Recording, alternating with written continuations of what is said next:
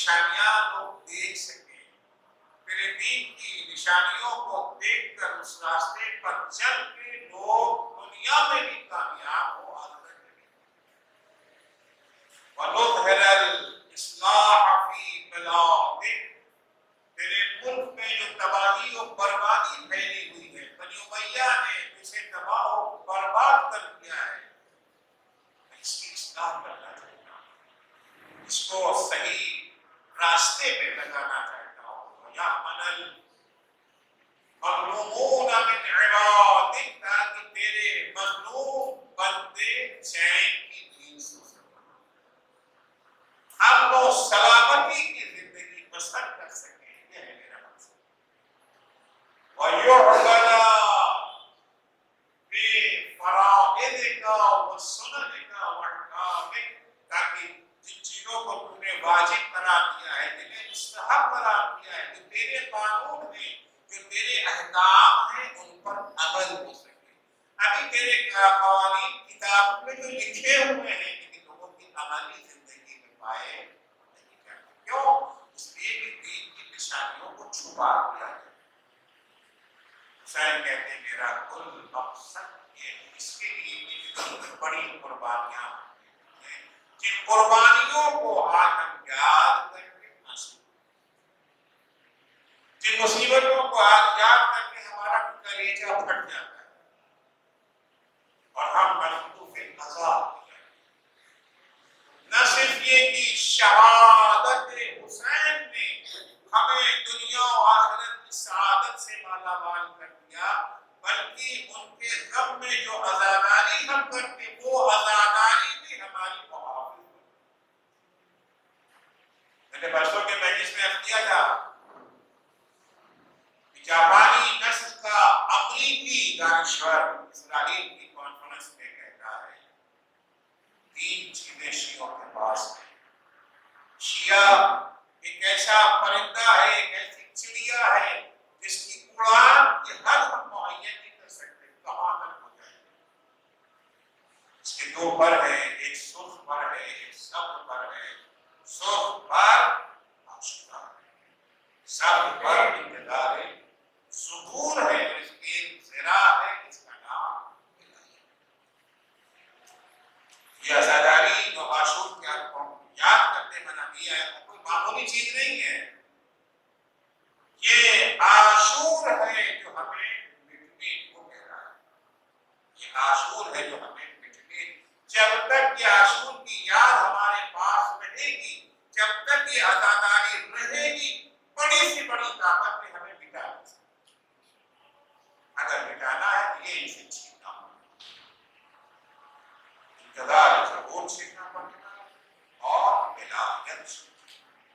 ولایت ہے جو ہمیں سکھائے گی۔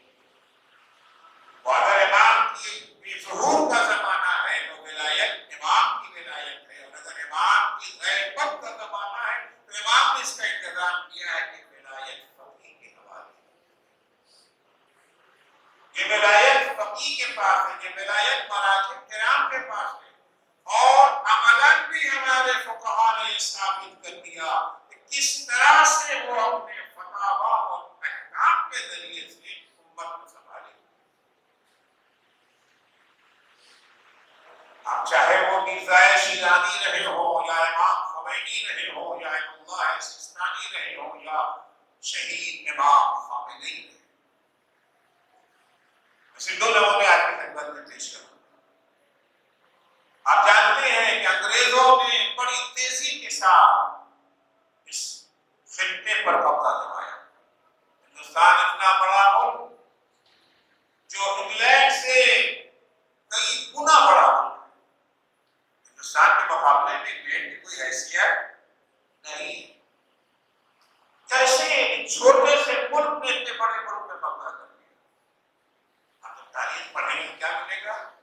بزنس کے ایسٹ انڈیا کمپنی لڑنے میں نہیں آئی تھی، جنگ کرنے نہیں آئی تھی، بزنس کرنے آئی تھی۔ بزنس کے بیس میں اس نے پورے ملک میں پکڑا۔ یہی تاریخ کو ایران میں دہرانا چاہیے۔ یاد رکھیں کہ پورے خطے میں فقط ایران ایک ایسا ملک تھا جس پر کسی کا قبضہ نہیں ہو سکتا، آزاد نہیں، عراق میں قبضہ ہو چکا تھا، فلسطین میں قبضہ ہو چکا تھا، سعودی عرب کے اوپر سارے علاقے جتنے ان کے قبضے میں آ گئے تھے، ایران بچ گیا۔ ایران میں بھی قبضہ جمانے کے لیے انہوں نے وہی ترکیب سوچی جو انڈیا پر قبضہ جمانے کے لیے کی،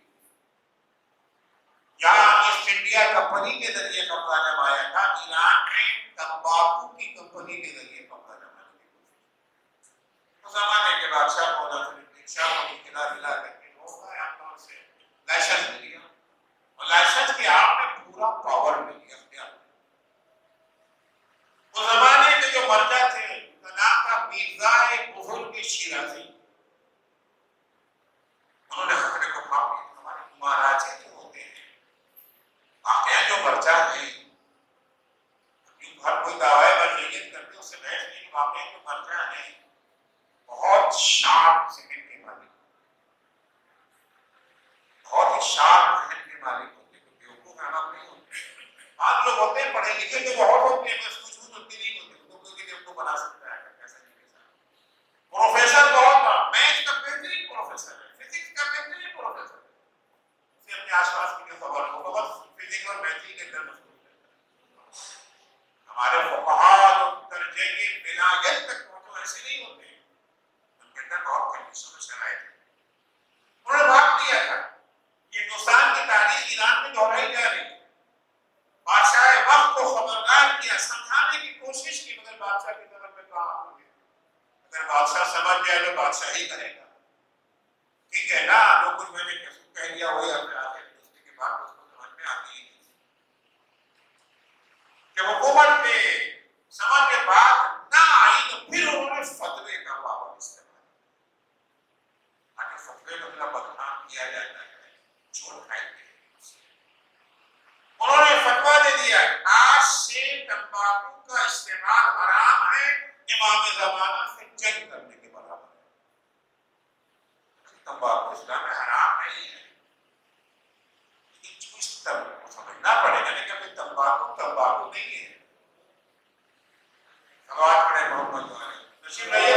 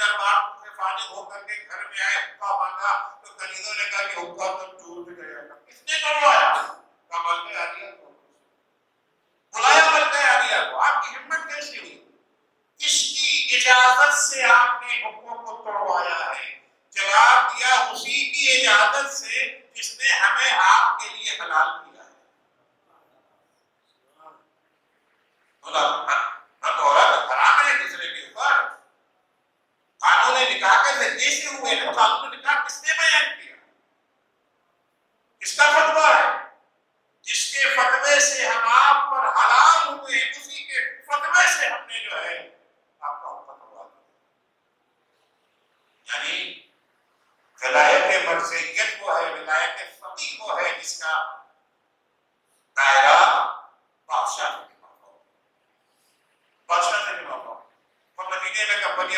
دوسرے سے لپیٹ کے چلی گئی اور ایران انگریزوں کی غلامی میں جانے سے بچ گئی. علماء نے بات خامخواہ نہیں کہی ہے.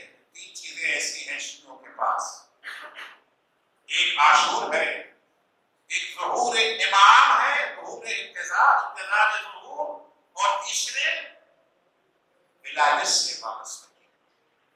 اصل امام اگر ہے, ہم معصوم موجود ہیں تو ان کی ولایت ہے. اگر امام پردہ غیب میں, یہ ولایت معطل نہیں ہے, یہ ولایت فقیہ کی شکل ہے. اب اسے چاہے آپ ولایت فقیہ کہہ رہے ہیں یا ولایت مرجعیت کہہ رہے ہیں, لفظوں سے کوئی خاص اختلاف نہیں. دوسرا لفظ آپ کو پیش کریں, کس طرح سے اس ولایت میں بچایا گیا. ظاہر بات ہے ایرانی ایک ایسا خطہ تھا جو مرجعیت کے اختیار میں, ہندوستان کے اختیار میں نہیں ہے. یہاں تو ان کی نہیں چلنے والی, نہ ان کی آبادی ہماری اپنی آبادی.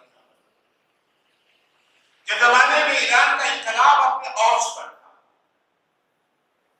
انقلاب کے کامیاب ہونے کے 2 دن پہلے کی بات ہے, میں وہاں موجود ہوں. آنکھوں دیکھی اور کان سے, اپنے کان سے سنا, اپنی آنکھوں سے دیکھا, ان سے سن کر کے نقل نہیں کر رہا ہوں. 2 دن پہلے حکومت وقت نے کرفیو کا غیر معینہ مدت کے لیے کرفیو کا اعلان کر دیا, اور یہ دھمکی کے ساتھ کہ جو باہر نکلے تو گولی مار دی. پکڑا نہیں جائے گا, گرفتاری نہیں ہوگی, سیدھے گولی مار دی.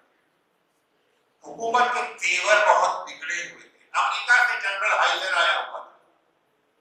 80,000 امریکی ایڈوائزر فوج میں موجود تھے. 80 نہیں, 80,000 عام فوجی نہیں تھے, ایڈوائزر. ان کی کمان کس کے ہاتھ میں؟ جنرل ہائزر کے ہاتھ. جنرل ہائزر کے حکم سے حکومت نے وقت اعلان کر دیا کرفیو.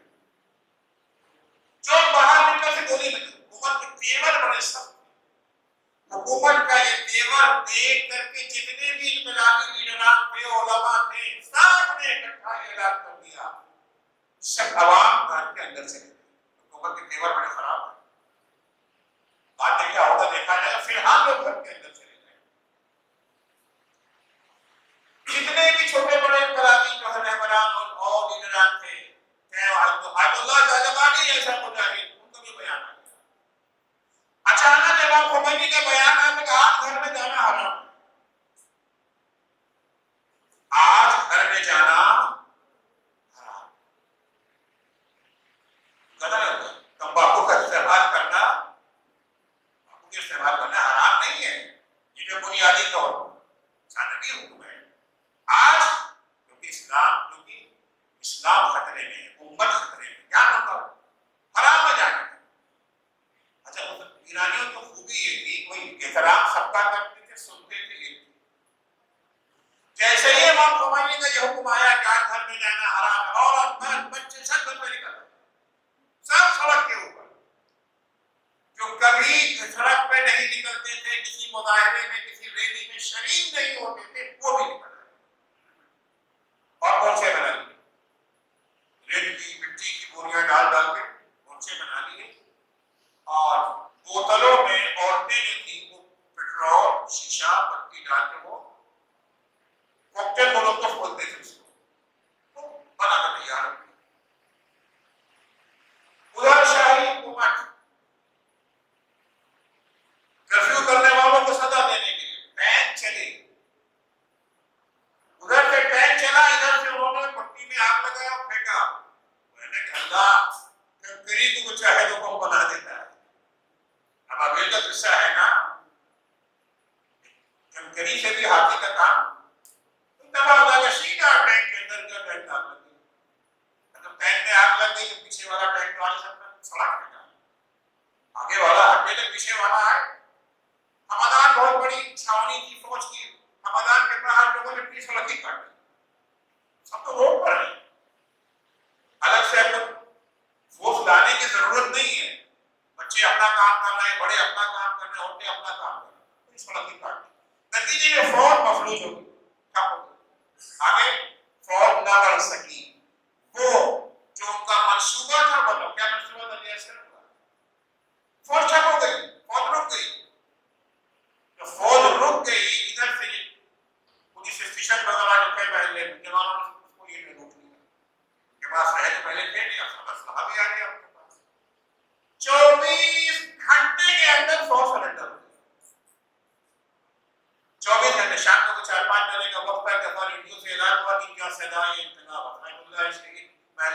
بات بولی، اس کے بعد وہ نعرہ یہ جو ہے ترانہ آنے لگا خمینی ہے گا، انقلاب کامیاب ہو گئی، پلٹ گئی.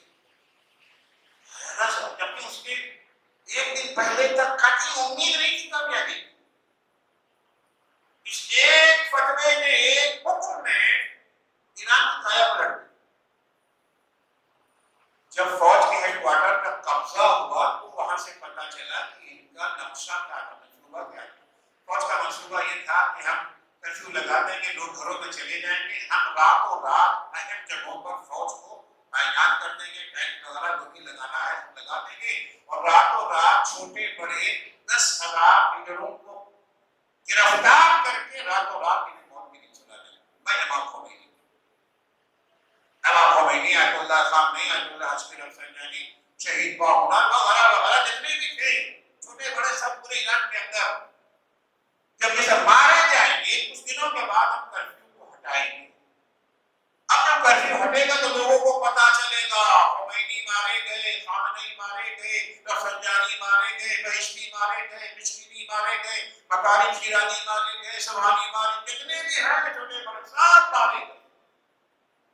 لوگوں کو غصہ آئے گا، زندہ باد مردہ باد کریں گے، لاکھ 2 لاکھ کو موت کے لیے چلا، کیونکہ میڈیا اور ان کے ساتھ امریکہ جب ساتھ میں ہے تو پھر میڈیا کی واقعی کیا ہے، وہ ان کے ساتھ تھا. اب اس کے بعد ان کا حوصلہ بڑھانے والا کوئی نہیں بچے گا. وہ خمینی جو حوصلہ بڑھا تھا وہ ختم کیا گیا نا، انقلاب لاگو ہو گیا، یہ ان کا منصوبہ تھا. لیکن امام خمینی کے ایک حکم سے کہ آپ گھر جانا حرام ہے، وہ سارا منصوبہ دھرا کا دھرا رہ گیا. فوج کو آگے بڑھنے کا موقع ہی نہیں ملا تو کسی پر ہاتھ ڈالتی، کسی کو اٹھاتی، کسی کو شہید کرتی. اس ایک فتوے نے ایران کی کایا پلٹ. وہ مرزا شیرازی کا فتویٰ تھا، یہ امام خمینی کا حکم تھا. آپ کو ولایت کی طاقت سمجھ میں آئی؟ کیوں آج اتنا سامراج ولایت کے خلاف ہے؟ کبھی مرجعیت پر حملہ ہے، کبھی ولایت فقیہ پر حملہ ہوتا ہے. معلوم ہوتا ہے سب سے بڑی دشمنی ہمیں ولایت فقیہ سے ہے. دنیا کے کسی چیز پر ان کو اعتراض نہیں ہوتا، سارا اعتراض کہاں ہے؟ ولایت فقیہ کو اعتراض ہے. جبکہ ولایت فقیہ کامیابی کو دیکھ رہے ہیں. آیت اللہ سیستانی نے ایک فتویٰ کہ آج عراق کے اندر جہاد واجب کفائی ہے، یہ فتویٰ نہ ہوتا تو آج عراق داعشیوں کی مٹھی میں ہوتا، آج کوئی روزے باقی نہ بچتے. اگر آیت اللہ سیستانی کے فتوے کے بعد آیت اللہ خامنئی کی حمایت نہ ہوتی، وہ اپنے فوجیوں کو نہ بھیجتے، اسلحے نہ دیتے، گھر سے باہر نکلنے والے شیعوں کو ٹرین نہ کرتے، تو آج کا عالم کیا ہوتا؟ شہید قاسم سلیمانی کا بہت اس نے شہید قاسم سلیمانی جیسے افراد کو میدان میں لا کے چھوڑا. اگر جب فوکویاما کہتا ہے کہ اگر یہ جو ہے فوکویاما کہتا ہے کہ 3 چیزیں شیعوں کے پاس نہ ہوں گی شیعہ بچنے کے لیے، اس پرندے کا ایک پر سرخ ہے، ایک پر سبز ہے.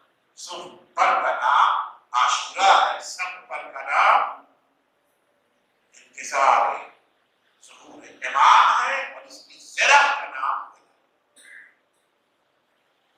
عاشورہ. امام حسین کی قربانی کوئی باقی کی چیز نہیں تھی. یاد ہم اسی کی یاد میں جو عزاداری منانا، کیا ہے مقصد عزا؟ مقصد عزاداری وہی ہے جو مقصد کربلا ہے. مقصد عزا مقصد کربلا سے الگ نہیں ہے.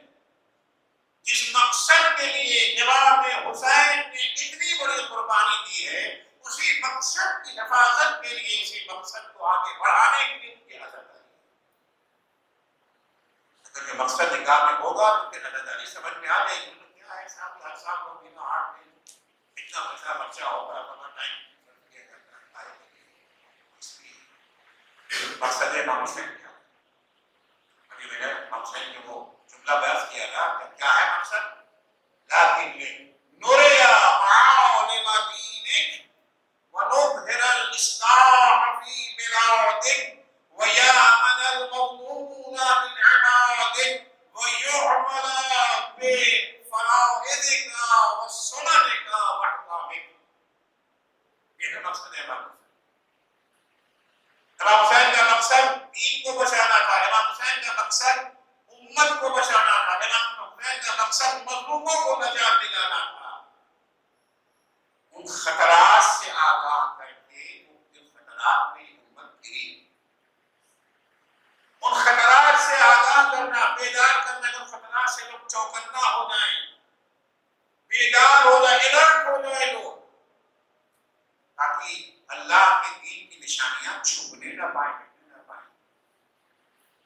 اس خطرات کا اظہار امام حسین نے اپنے خطبوں میں کیا ہے، اپنے خطوط میں کیا ہے. انشاءاللہ ان کو آپ کی خدمت میں اشارہ کیا تھا میں نے.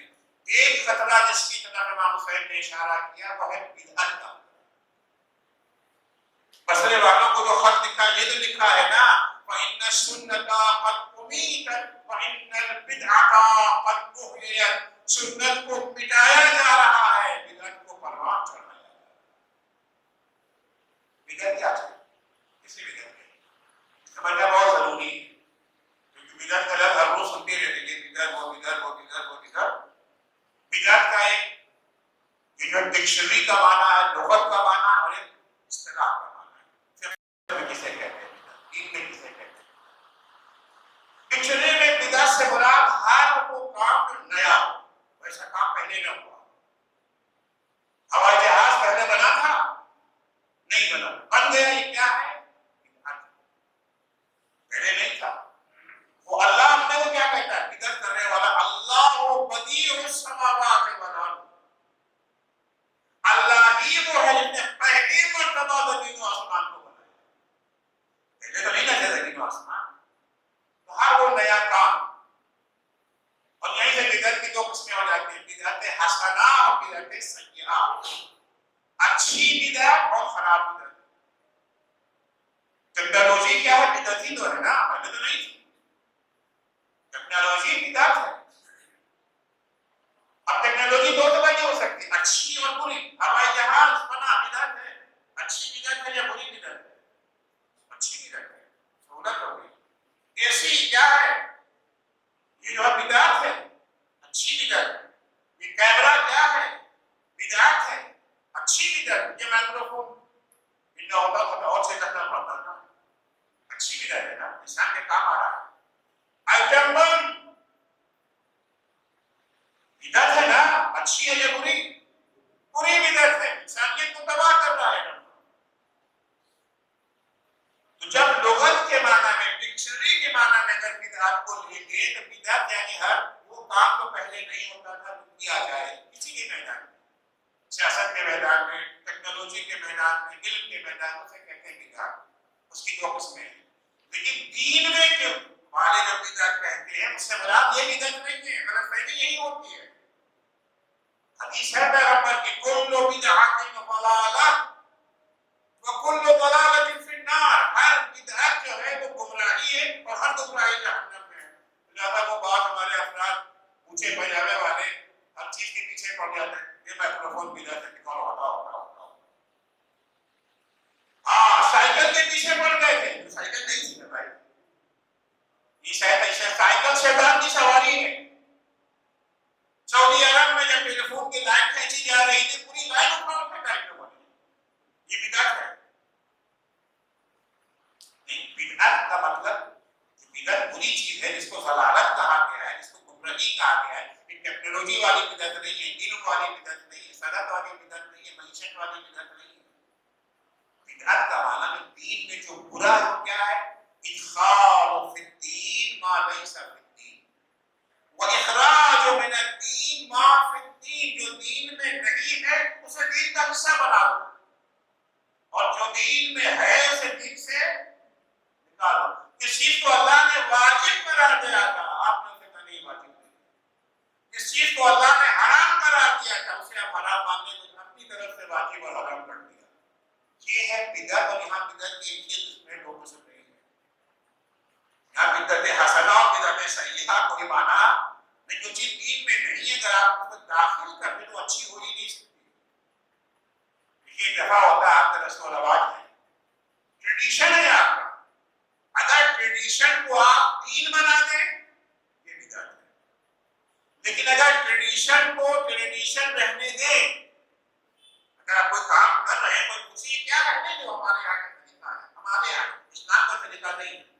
لیکن اگر آپ اپنے اسی ٹریڈیشن کو دین کا نام دے دیں، اگر کوئی اس طریقے سے نہیں کرتا ہے تو گنہگار سمجھنے لگے، وہابی سمجھنے لگے، دین سے باہر سمجھنے لگے، گنہگار سمجھنے لگے، تو یہ عمل آپ کا کیا ہو جائے گا؟ بدعت ہو جائے گا. جو دین میں نہیں ہے اسے آپ نے دین میں شامل کر دیا. یہ ہے بدعت. اس کے بارے میں ہے کہ کل بدعت ضلالہ وکل ضلالۃ فی النار. حدیثوں میں بدترین انسان کہا گیا.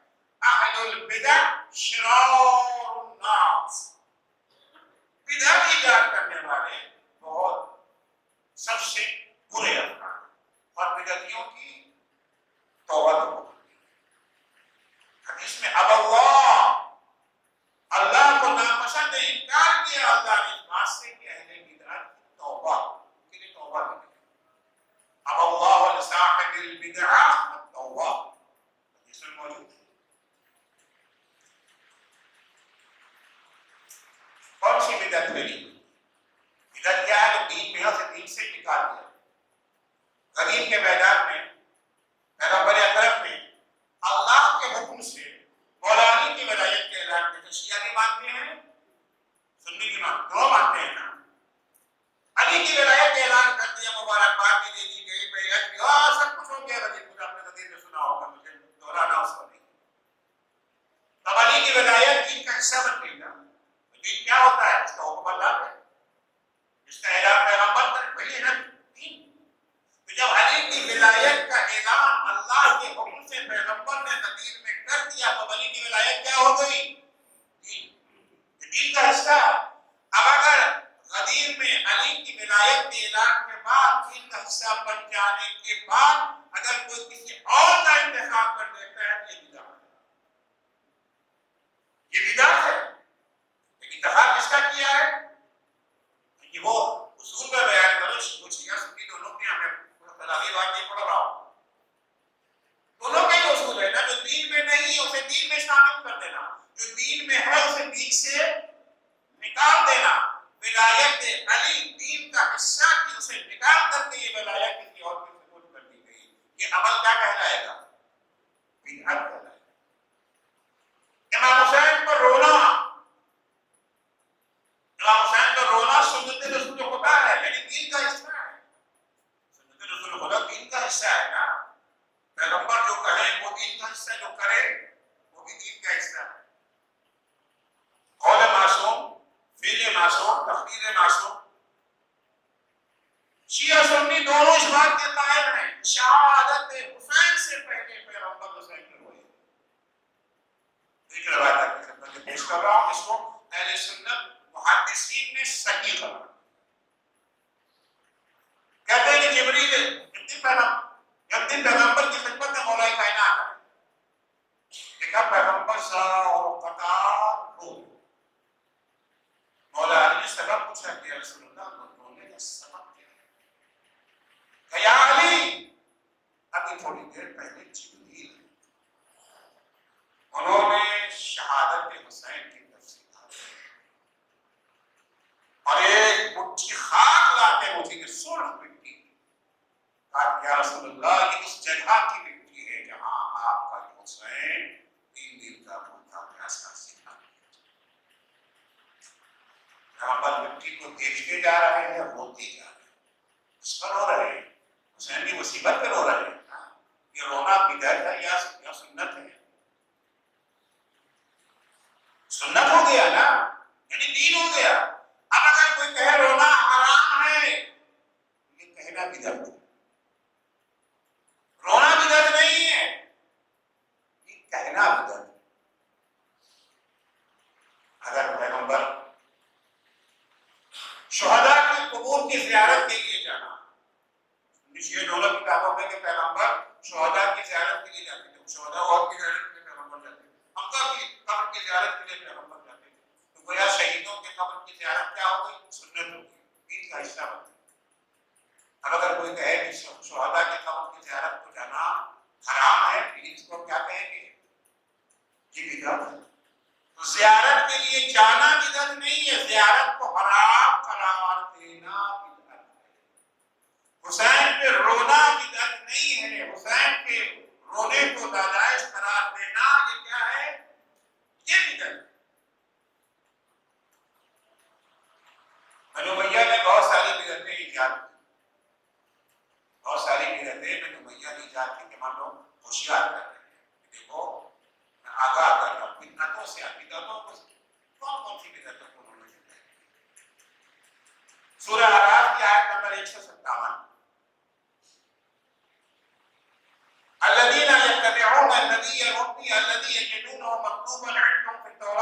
کرنی تھی وہ لوگ جو اس نبی امی کا پیروی کرتے جسے وہ لکھا ہوا پاتے ہیں اپنے پاس توریت و انجیل. قرآن کا اعجاز ہے، معجزہ ہے قرآن. آج نہیں، پاتے رہیں گے قیامت تک. توریت میں بھی اور انجیل میں جس نبی کا تذکرہ ذکر ہے، یا اللہ آپ کس کتاب کی بات کر رہے ہیں؟ توریت و انجیل کی. یہودی اور عیسائی تو چینج کرنے میں ماہر ہیں، نکال دیں گے اس میں بہت ساری چیزیں نکال دی ہیں نا، یہ بھی نکال دیں گے. اعجاز اور قرآن نے سب کچھ نکالا مگر ذکر محمد ابھی تک نکل گئی.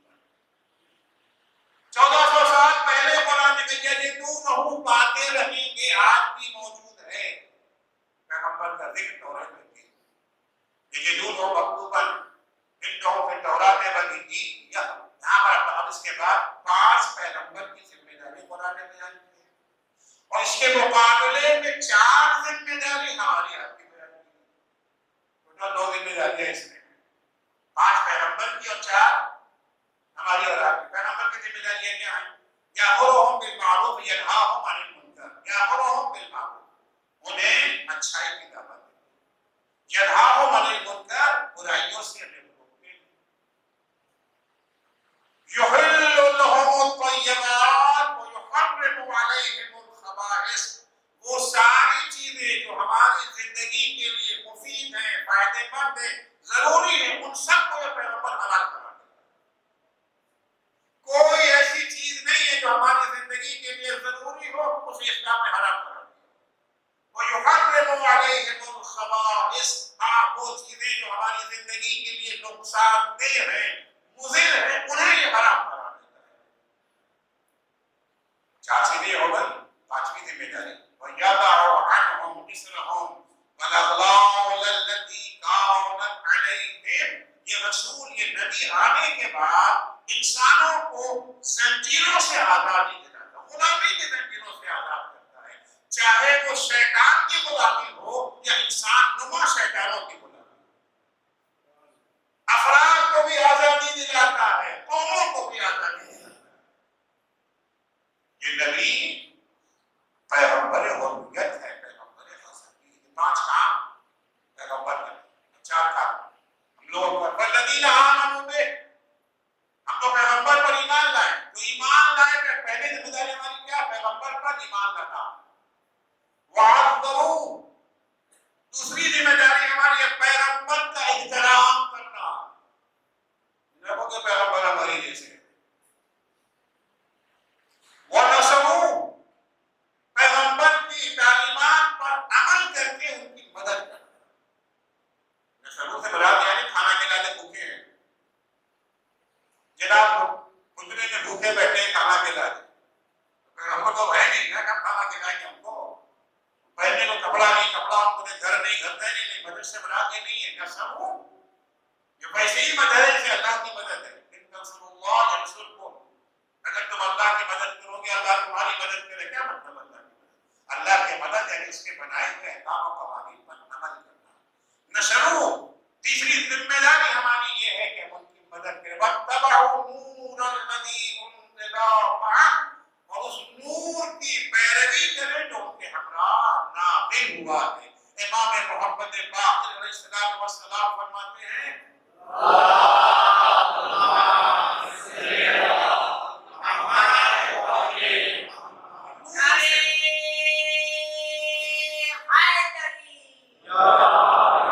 نور سے مراد ائمہ اہل بیت علیہ السلام، یعنی ہماری چوتھی ذمہ داری یہ ہے کہ ہم ائمہ اہل بیت علیہ السلام سر فہرست امیر المومنین ہیں، اور آخری قریب حضرت بقیۃ اللہ الاعظم امام زمانہ عجل اللہ تعالی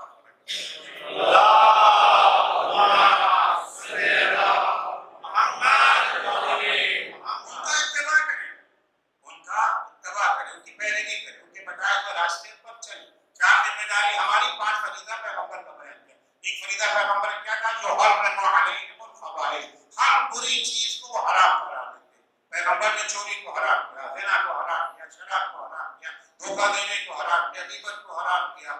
بنی امیہ وہ تمام چیزیں جنہیں پیغمبر نے حرام کیا تھا اسے حلال کر، اس کی ترویج کر رہے تھے، اسے آگے بڑھا رہے تھے۔ جسے پیغمبر نے حرام کیا اسے حلال کرنا کیا کہا جائے گا؟ بدعت ہے نا۔ امام حسین اس خطرے سے آگاہ کرتے ہیں۔ امام حسین فرماتے ہیں کہ ان سنت قد امیتت والبدعۃ قد احییت، بدعتوں کو زندہ کر دیا گیا ہے، یعنی جو حلال محمد تھا اسے حرام، جو حرام محمد تھا اسے حلال کیا جائے۔ ایک اور بدعت جو بنی امیہ نے ایجاد کی تھی وہ ہے توحید اور قیامت پر ایمان۔ وہ بنیادی عقیدے ہیں نا مسلمانوں کے، ایک اللہ پر ایمان اور ایک قیامت پر ایمان، یہ دونوں کے انکار کریں۔ لیکن پہلے تو چھٹے کہتے تھے، جب دوسری خلافت کے بعد عثمان خلیفہ بنائے گئے، دوسرے خلیفہ بنے، تو خلافت ہاؤس میں ایک میٹنگ ہوئی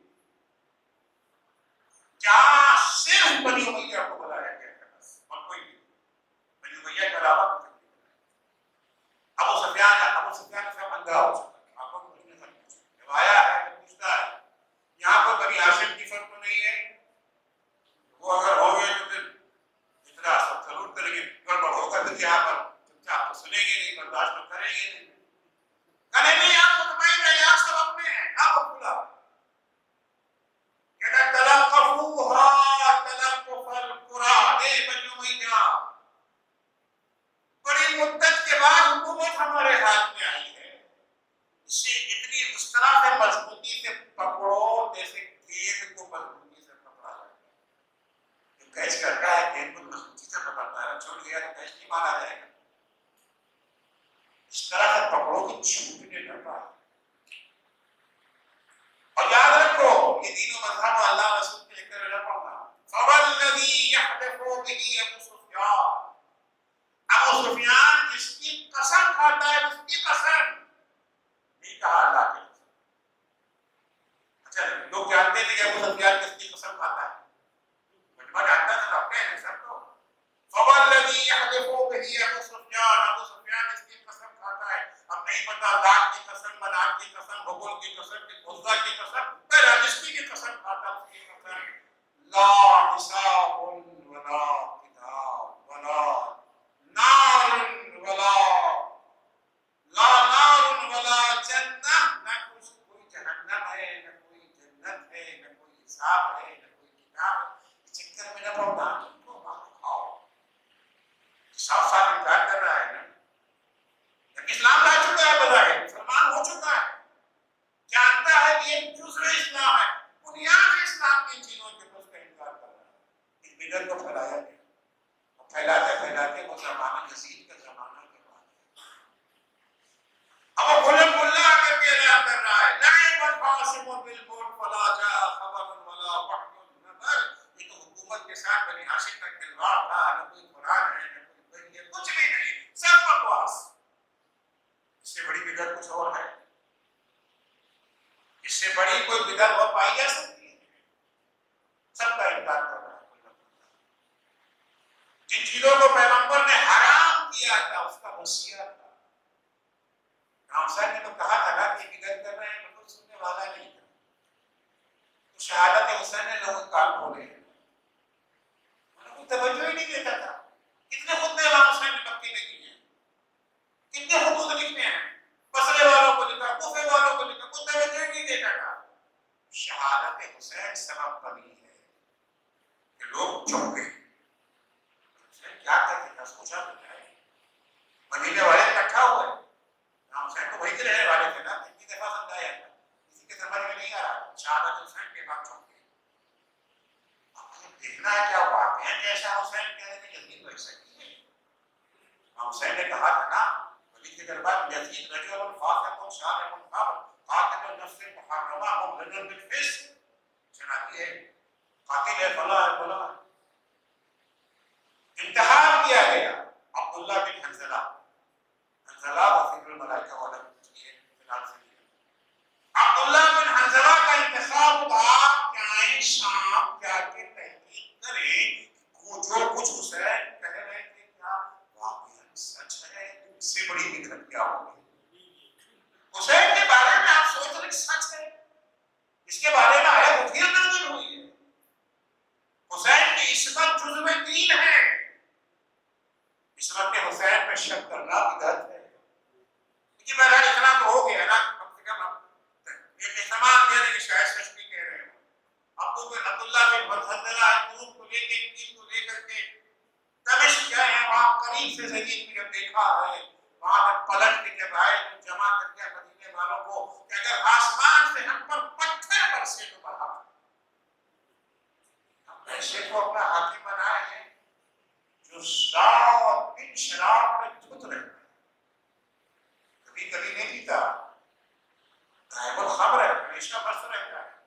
میں اتنا دن اس کے پاس رہا ہوں، ایک وقت میں نے اسے نماز پڑھتے ہوئے نہیں دیکھا۔ ایسا انسان ہم پر حاکم ہے۔ اب مدینے والوں کو جوش آیا اور یزید کے خلاف وقت پر اگر نہیں کھڑا ہوتا ہے آدمی نا تو بہت نقصان ہوتا ہے۔ اس وقت امام حسین کہہ رہے تھے ہر دن ناس سے اس وقت اگر کھڑے جب امام حسین ایک ایک کو خط لکھ رہے تھے، ایک ایک کو بلا رہے تھے، اس وقت اگر آ گئے ہوتے تو نقشہ کچھ اور ہوتا۔ اب کھڑے ہوئے یزید نے بھی اپنے صفاق کمانڈر کو بھیج کر کے وہ قتل عام مچایا ہے مدینے میں۔ مدینے کی گلیوں سے خون کی نہریں چلی، مسجد نبی میں گھوڑے باندھے گئے، اصحاب کی بیویوں کی بے حرمتی کی گئی، کئی ہزار ناجائز بچے پیدا ہوئے۔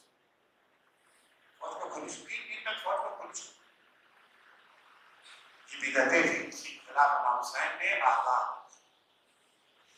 کہ ایھا الناس انی ادعوکم، میں تمہیں دعوت دوں الی اللہ و رسولہ، میں تمہیں اللہ کی طرف اس کے رسول کی طرف دعوت دینا چاہ رہا ہوں، کیونکہ حدیث میں معلوم کیا ہے فإن السنۃ قد امیتت وإن البدعۃ قد احییت، سنت کو مٹایا جا رہا ہے، بدعتوں کو زندہ کیا جا رہا ہے۔ ان تسمعوا قولی وتطیعوا امری اهدکم سبیل الرشاد، اگر تم ہماری باتوں کو غور سے سنو گے اور اس پر عمل کرو گے، ہمارے احکام اور فرامین پر عمل کرو گے تو ہم تمہیں وعدہ کرتے ہیں ہم تمہیں ہدایت کا راستہ دکھائیں گے۔ اس وعدے کو پورا کرنے کے لیے امام حسین نے ایلی چوکی کا زور لگا دیا، جو کچھ بھی حسین کا تھا سب بس کیا تھا، میں نے ابھی تو حسین کے لیے بہت بڑی قربانی کی مدینہ چھوڑ۔ مدینہ معمولی شہر نہیں ہے، مدینہ یادوں کا مرکز ہے، یہاں کا مزار ہے، قبر باقی قبر سے جدا ہونا حسین کے لیے آسان نہیں ہے۔ اگر راہ خدا تو حسین سے کچھ قربان کر دیا، مدینہ چھوڑا، مکہ ہے، مکے سے کوفے کی طرف چلے، راستے میں بہت لشکر آ جاتا ہے، راستہ موڑا جاتا ہے، کربلا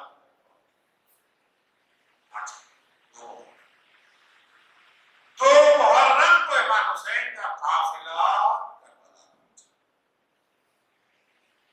کربلا پہنچتے ہی گھوڑے پر امام حسین سوار ہیں، رک گئے، رات سے ڈیڑھ لگا رہے مگر وہ آگے بڑھنے کا نام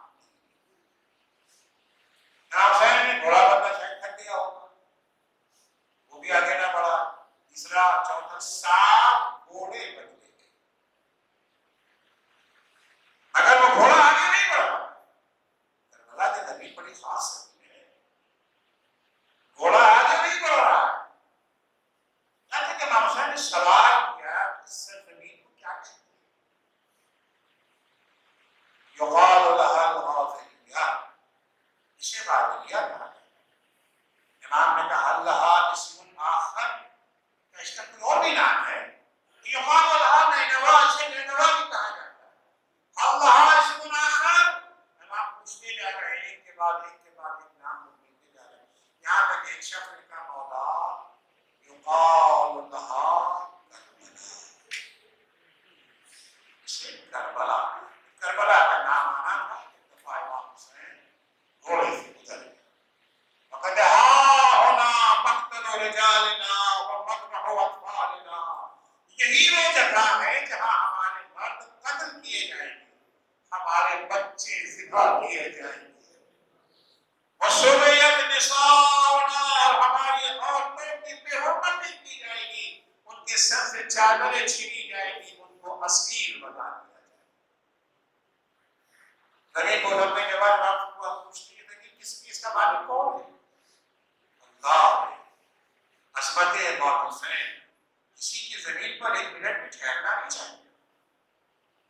احترام ہے لوگوں کے لیے جو ہے پراپرٹی کا ملکیت کا مالک بلائیں گے. امام حسین نے موبائل کی قیمت دے کے وہ زمین پوری زمین کربلا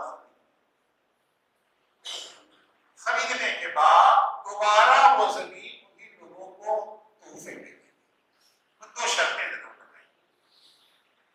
پہلی شرط یہ کہ جب ہم شہید کر دیے جائیں تو ہمارے بے گور و کفن لاشوں کو دفن کر دینا. اس کے بعد خواتین کو بلایا ہے اگر تمہارے مرد یہ کام نہ کریں تم آ کر کے دفن کر دینا. پھر بنی اسد کے بچوں کو بلایا کہ اگر تمہارے ماں باپ بھی ہمت نہ کر سکے تو آنا کھیلتے کھیلتے ایک ایک مٹھی خاک ہمارے اوپر ڈال دینا. دوسری شرط امام حسین نے کی. دوسری شرط یہ ہے کہ دیکھو جب ہمارے زائر آئیں عزیزو آپ حسین کو یاد کرتے ہیں، حسین بھی آپ کو نہیں بھولے. حسین نے بھی دنیا سے جانے سے پہلے آپ کو یاد کیا ہے. کہا دیکھو جب ہمارے زائر کربلا آئیں گے ان کی ضیافت کا انتظام کرنا، ان کے قیام و قام کا 3 دن تک انتظام کرنا. ارے جو کربلا میں 3 دن کا بھوکا پیاسا مارا گیا اس نے ہماری بھوک اور پیاس کا 3 دن کا انتظام کر دیا. اجرکم اللہ. اس کے بعد جناب عباس نے کہا بھائی ایسا نہیں نہ سکتے. جناب عباس نے فرات کے کنارے سے ماں لگانا شروع کیا. جیسے ہی فوج اشتیا نے دیکھا کہ عباس فرات کے کنارے سے ماں لگا رہے فوراً آ گیا ہے نہیں یہاں خیمے نہیں لگیں گے. عباس کو چلا اس کی وجہ کہ ہمارا خیمہ یہاں سے ہٹا ہے. شیر نے ایک دفعہ تلوار نکالا خط کھینچ دیا کس کی وجہ میں جو آگے قدم بڑھا سکے. حسین نے دیکھا اس شیر کو چلا آئے آگے عباس کے شانے میں ہاتھ رکھا. بھیا عباس نہیں ہم جنگ کی ابتدا نہیں کرنا چاہتے. بھیا عباس تلوار پر نیام میں اللہ نے عباس کا مقدر. بھائی حسن کے جنازے پر تیروں کی بارش ہو رہی تھی چراغ میں تلوار نکالا نہیں بھیا عباس تلوار پر نیام میں رکھ لو. خیمے لگا رہے ہٹائے جا رہے بھیا عباس تلوار پر نیام میں رکھ لو. کیا کہنا ہے عباس کی شجاعت کا، کیا کہنا ہے عباس کی وفاداری کا، کیا کہنا ہے عباس کی اطاعت امام کا. جذبات بکھرے ہوئے ہیں لیکن حکم امام خاموشی سے شیر میں سر جھکا دیا تلوار کو نیام میں رکھ دیا. خیمے نصب ہو گئے. دور ہٹ کر کے بیویاں خیموں میں گئی. حسین زینب کے خیمے میں آئے. کیا دیکھا زینب بہت پریشان ہے بڑا اضطراب کا عالم ہے. پوچھا بہن کیا بات ہے اتنا پریشان کیوں ہو؟ بھیا جب سے اس سرزمین پہ آئی ہوں میرا دل دھڑک رہا ہے.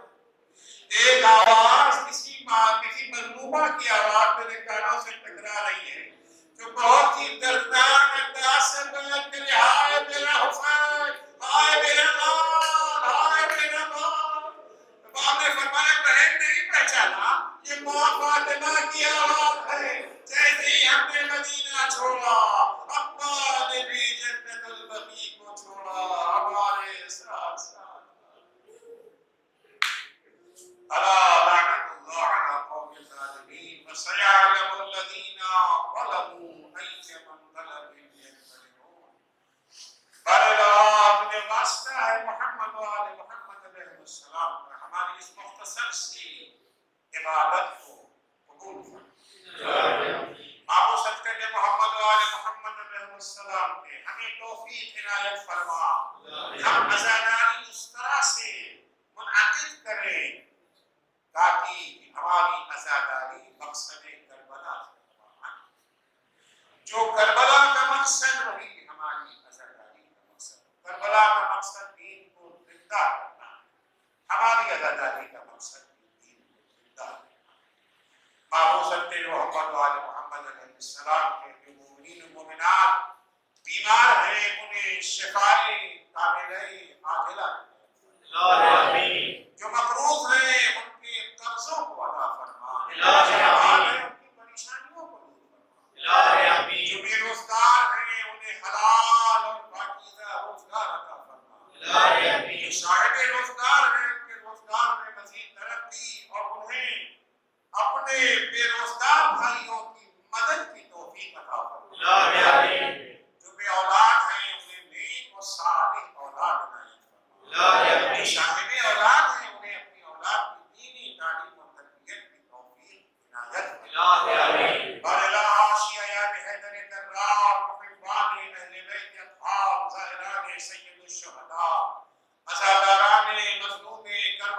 آپ جہاں کہیں بھی ہو ان کی جان مال عزت آبرو